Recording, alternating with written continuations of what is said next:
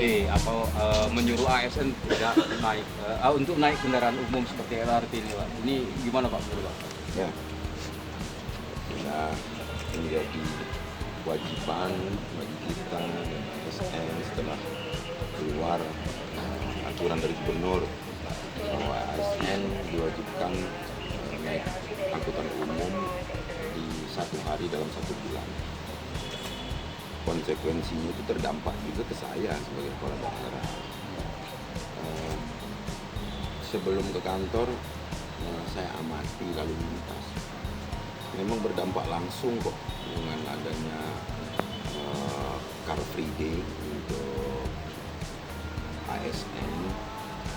Ini ada keleluasaan bagi pengendara lain juga untuk menggunakan jalur dan lajur di jalan-jalan protokol khususnya dan jalan-jalan yang menuju pusat perkantoran ini. Bebas dari macet, hemat, sehat, dan yang jelas nyaman di dalam menuju dan menuju tempat kerja dan pulang dari tempat kerja. Itu pengurangan kemacetan. Bayangkan kalau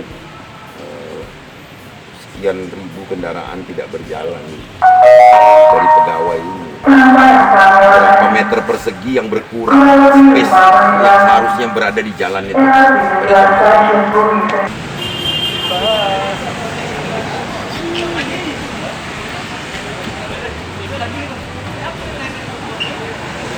Ayo.